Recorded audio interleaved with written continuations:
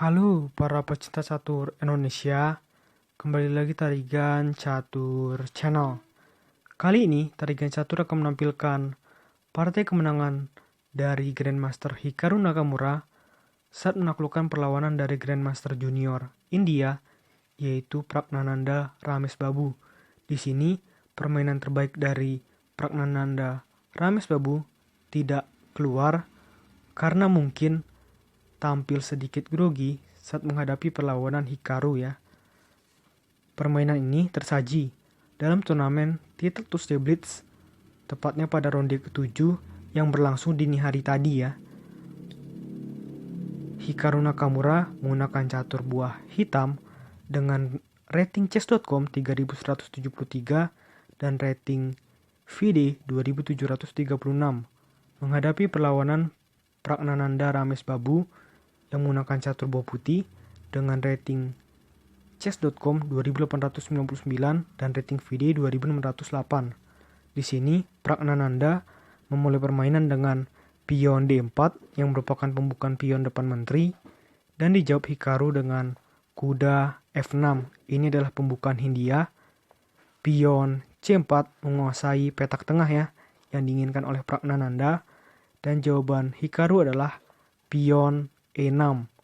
Kuda F3 masuk dalam variasi anti Hindia Nimzo, masih dalam pembukaan Hindia. Pion D5 mengajak pertukaran dengan pion putih di petak pusat, dan jawaban Pragnananda adalah dengan kuda C3. Maka struktur buah seperti di papan ini membuat permainan masuk dalam pembukaan Queen's Gambit Decline atau gambit menteri ditolak. Gajah E7 persiapan rokade pendek oleh hitam, dan gajah F4 rokade pendek dan pion E3, kuda B ke D7 dan pion C5, pion C6 dan pion B4. Di sini Pragnananda mencoba untuk menyerang ke pertahanan Hikaru Nakamura untuk atau melalui jalur sayap menteri ya. Pion B6 mengajak pertukaran pion, dan Pragnananda menjawab dengan pion A3 untuk memastikan pion-pion putih tetap bergandengan dan membuat pertahanan dari Hikaru Nakamura sedikit tertekan. Pion A5 dan menteri B1, gajah B7 dan gajah D3. Di sini gajah dan menteri sama-sama menyerang pion hitam yang ada di petak H7. Namun untuk sementara pion ini aman karena dilindungi oleh kuda hitam. Namun hanya untuk sementara, karena dalam beberapa langkah selanjutnya ada juga langkah bahaya yang dilakukan oleh Pragnananda yang membuat Hikaru sangat berhati-hati dalam bertahan. Menteri C8, dan disinilah Pragnananda menjawab dengan pion G4. Misalkan kuda pukul pion, maka ada gajah pukul pion. Skak misalkan, setelah raja pindah, bisa saja di sini gajah mundur atau pion maju, dan ini akan sangat berbahaya untuk pertahanan sayap raja dari Hikaru karena semua perwira dari Pragnananda nantinya menyerang melalui jalur H. Oke. Oleh karena itu, di sini jawaban dari Hikaru adalah dengan pion G6. Jika pion putih maju, maka kuda hitam ini masih bisa berpindah, walaupun pindah ke posisi yang kurang nyaman. Pion H4 dan pion A pukul B4. Disinilah kunci kemenangan dari Hikaru Nakamura. Karena setelah pion pukul pion, benteng pukul benteng, dan menteri pukul benteng, maka di sini menteri putih sudah tidak ada lagi dalam petak diagonal B1 hingga H7, sehingga pertahanan dari Hikaru sudah kuat. Kuda pukul pion di petak G4. Inilah karena pertahanan sudah kuat, maka ada kuda pukul pion. Dan di sini jawaban dari Pragnananda adalah dengan pion H5, mencoba untuk merusak struktur pion dari hitam. Pion B pukul C5 dan pion B pukul C5. Menteri A8 mengajak pertukaran menteri dan memang ini yang harus dilakukan oleh Hikaru. Sudah unggul satu pion, maka tinggal adu-adu saja ya, baik menteri maupun perwira-perwira yang lain, agar langsung menuju permainan babak akhir. Namun jelas Pragnananda menolak dengan menteri C1. Gajah A6 mengajak pertukaran gajah dan gajah B1. Menteri B7, pion H pukul G6 dan pion H pukul G6.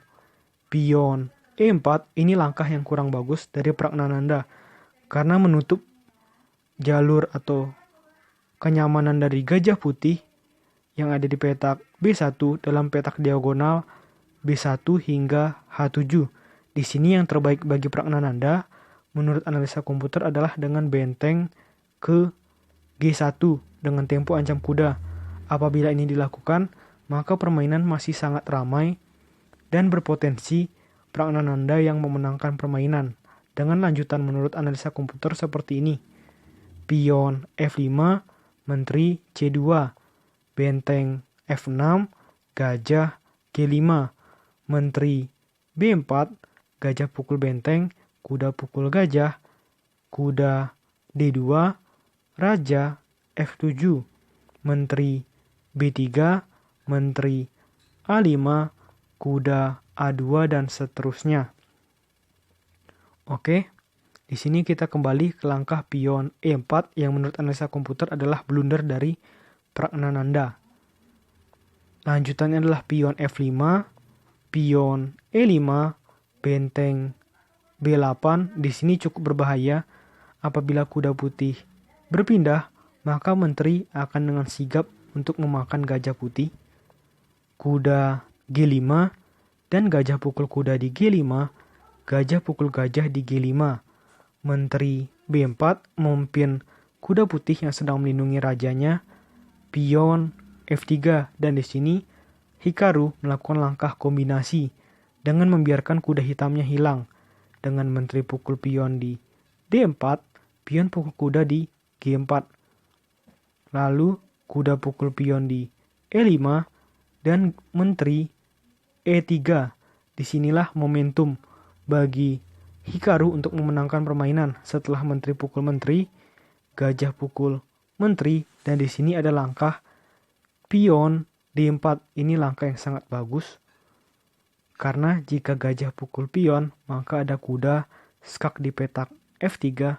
Misalkan raja pindah, maka kuda pukul gajah dan jelas mendapatkan keunggulan satu perwira. Oleh karena itu di sini jawaban dari Pragnananda dengan gajah A2. Setelah pion pukul gajah, gajah pukul pion skak. Raja G7, pion G pukul F5 dan benteng B2. Raja D1, pion skak di petak E2. Dan setelah melakukan langkah ini oleh Hikaru Nakamura, Pragnananda Ramesbabu memutuskan untuk menyerah. Karena jika raja berpindah, maka langsung ada skakmat ya, dengan kuda ke D3. Di sini kuda sekaligus bertugas untuk melindungi benteng hitam. Ini posisi sudah skakmat, raja putih tidak bisa berpindah.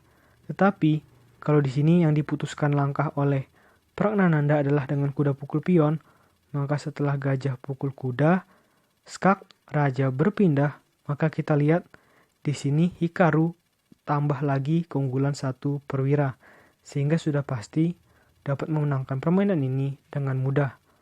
Oke, menurut Tarigan Catur video kali ini cukup. Nantikan konten-konten selanjutnya tetap di Tarigan Catur Channel.